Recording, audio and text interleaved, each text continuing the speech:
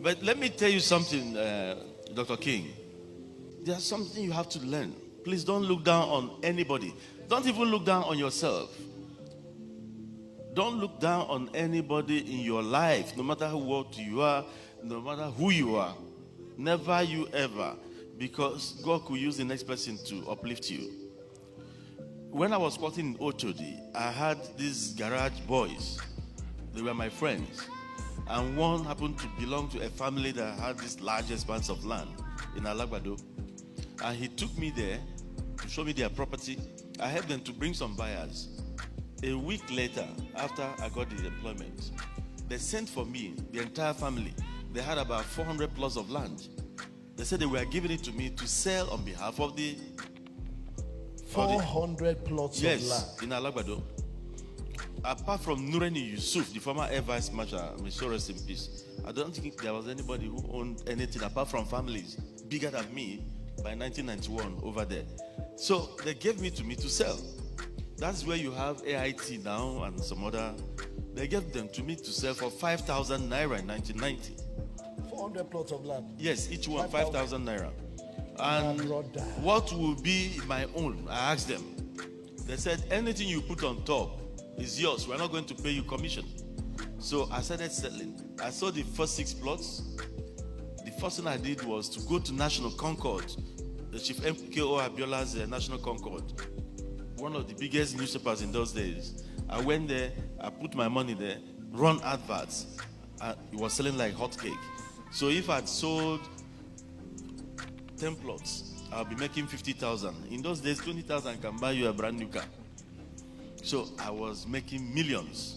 And somebody advised me, Allen, start buying those properties yourself too. You have enough money.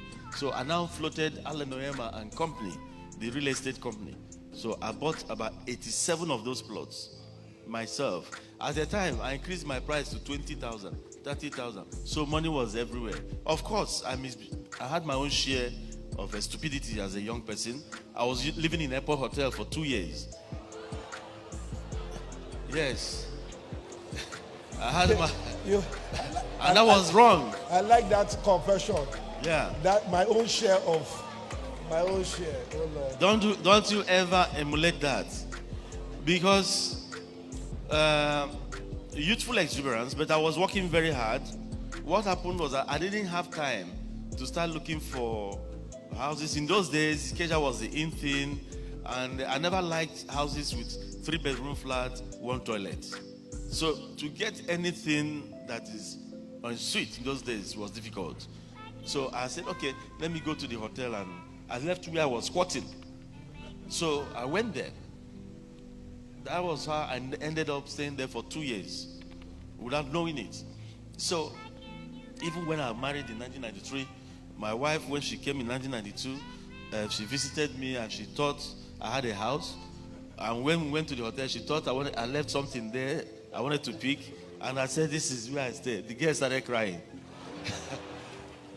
She started crying. So, but she later got to know that it was just one of those things. What I'm trying to say is this. I challenged myself. I got this boy that I didn't look down on him. He became my life-changing person, an angel of God. Don't look down on the person beside you. Yes. Don't look down. He could be responsible for your upliftment in life. So that was how I started the real estate business. I started buying Lekki. I was one of the biggest estate owners in Lekki in those days, up to 1998, where you had this Mayegu area of before Chevron. I don't think anybody owned anything bigger than me there. So a lot of people thought I just arrived with APs. No. But in 1992, I had to resign because I didn't want conflict of interest in my place of work. So I floated Onyema and Company, a law firm, then Allen Onyema and Company, the real estate, then International Business Links, Continental Business Links Limited. You have to study your environment, find out what they lack. When you're the first person to provide an answer, you become a millionaire. You get this. Go to your communities. Go to your environment, within your nation. Look at those problems that have not found, nobody has found an answer yet. See if you could tackle that problem. It could be in your community, it could be in your local government, it could be anywhere. It could even be the vicinity you live in. If you're the first person to discover a solution to that, you're on your way to wealth. Look for a problem and solve and make money from it. Say I hear Yes. So, I floated Continental Business Link Limited. In those days, some of these importers, they didn't have links to manufacturers abroad, especially South Korea. So I got Korean businessmen. I did a trade exhibition at the Federal Palace, brought all these traders who would want to go into importation. They were paying me, going through me to import. And I was charging my commission, making legitimate money, bringing in Korean factories here. And they were exhibiting. The Koreans were paying me, Nigerians were paying me, millions rolled in. I'm talking about, I made my first millions at the age of 25. That was why I married very early too. I married at the age of 26. You married at 26? Yeah. My parents made sure I married at 26, but I was making too much money and many, understand. I understand. But I was a good boy. So, from there, I went into import and trade business. That's Every Child Limited. I was importing electronics, wholesale electronics into the country. I was discharging at the Hebrew Jetty in Apapa. We were selling in containers and all that. So I've always been there. But one thing I've noticed with me is the penchant for peace. While I was doing all this, anywhere I saw crisis, I used to put my head inside. Why did I name it Peace in the first place? I've told you, most of my businesses is Peace This. I'm the owner of All-Time Peace Media Communication. I'm the owner of the International Center for Nonviolence and Peace Development. Most of my businesses are Peace This, Peace That. So when I wanted to float the airline, I started asking myself, what then? Peace divine? Divine peace? So we think out with so many things. And I told my wife, air peace. Everybody, my children, they said, oh, that sounds nice, air peace. So we went to the Corporate Affairs Commission. We applied through our lawyers, and they said the name was available. So that was how we bettered air peace. But why did I choose to float an airline? That's another breaking of rules. Treading where even the brave ones fear to tread on. So I've always put out myself to provide solutions where solutions are actually needed. That's what I'm trying to say.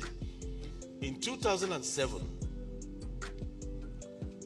I was thinking of how do I actually impact lives, because I prayed to God in 2003 when most of my businesses were going down. Help me, God. Give me the means, and I'll give it back to you through helping the lives of the indigent. So one of the things we did was giving people money, do this business, do that business, and they will come back some months later to tell you, oh, that money. They tell you stories. So my dad said, why not look for some kind of thing? My businesses were making billions, but they were not creating the number of jobs I would like them to create. There are some businesses you sit down in your house and be making billions, but you're not impacting several people. It was then somebody said, why not go into aviation? That one jet could give 1,000 people jobs. That was how I became passionate. I didn't go into the airline because it could give me billions. I went in there because I believed it could give jobs. Then I started studying. I trained myself on it. So in 2013, I bought my first plane. I bought the first 3 planes. They happened to be Donia jets. I took Bolahon Abaton, the owner of Air First Aviation. He was running charter operations. He was my consultant. So when we bought the first 3 planes, I bought one in France, bought the second one in Germany. We went to the US, bought 3 planes, 3 Donia 328 jets. We got back to London. above champagne. I don't drink alcohol. I said, but let's celebrate, let's pop. So these 3 jets now can give jobs to 3,000 people. Bolaho said, no. I said, but that's what I told you. He said, no. That these 3 jets, they were executive jets. That's for charter. He said, you only need 3 beautiful girls to market them. You know, charter was booming. The charter business was booming. You don't need any staff. What you need is 3 beautiful girls for marketing. Get two sets of pilots for the plane. That's all. You could be making $200,000 every day on each of those planes. He thought, I was angry. He's alive. We fell out that same day. He said, he calls me chief. Chief, why? Why are you angry? I said, but this is not what I told you. I said, I want to employ people, not to enrich myself the more. He is alive. His name is Bolaho Abaton. So he said, in that case, what you want to do is to buy Boeing. You want to go into full-blown airline. I thought it was charter. I said, yes, if that one could provide job. We were supposed to come back to Nigeria the following day. We had to go back to America. We went back to Texas to go and meet Jetran, Douglas Jaffe. We said, we've come back again. What is the problem this time? We want to buy Boeing. He said, why do you want to buy Boeing? I said, I want something that could give jobs to my people. He now looked at me. The white man looked at me and said, don't you think it's a dangerous field for you to venture? Airlines don't last in your country. And there's no gain in airline business. I said, I know, but it could give jobs to people. The man stood up and hugged me. He said, this is the first time a Nigerian will be coming here. The man is a billionaire in dollars. They sell planes in 200s. So he came to me and said, this is the first time a Nigerian will be coming here and be talking about his people. I'm going to help you.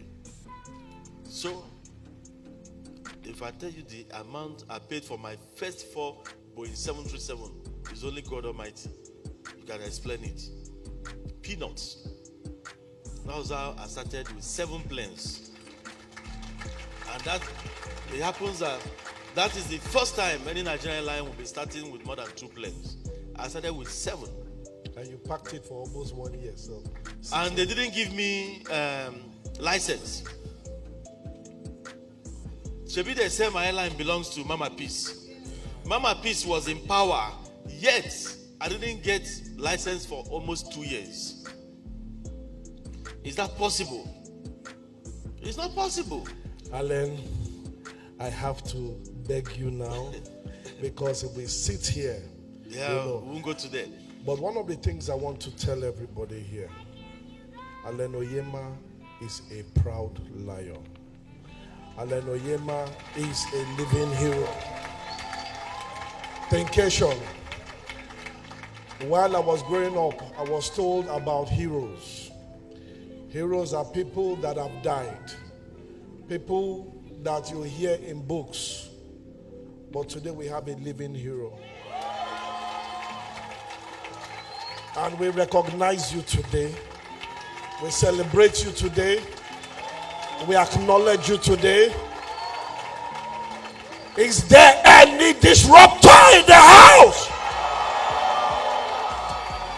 Let us say thank you for what you do. Why I'm taking you, this memory lane is in your march to success. You're going to meet a lot of stumbling blocks. There are people who will be out there. They may not even know you. Just because you're about to do something, they want to stand in your way. Don't you ever give up. You need perseverance. You need to be focused. You need to have ideas too. You need to process your ideas yourself. That is the only thing you've got. And you need your God also to protect whatever you are trying to do. Air Peace today is the largest airline not only in Nigeria but in the whole of West and Central Africa. And in May, we shall be receiving our first batch of 13 brand new planes.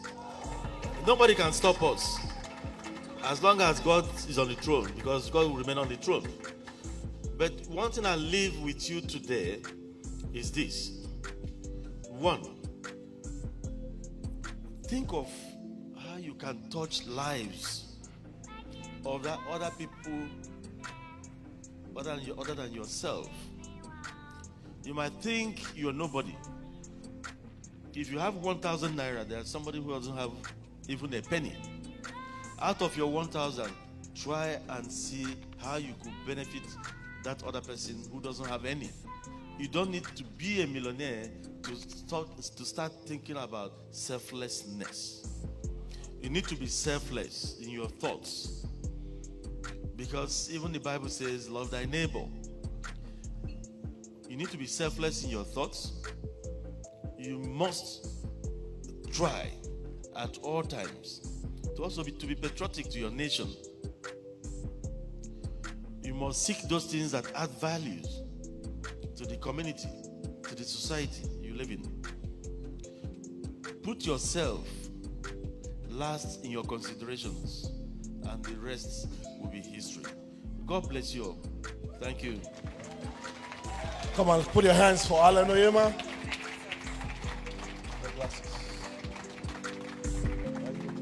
People were expecting that I should say that, but that's the code. You work for yourself.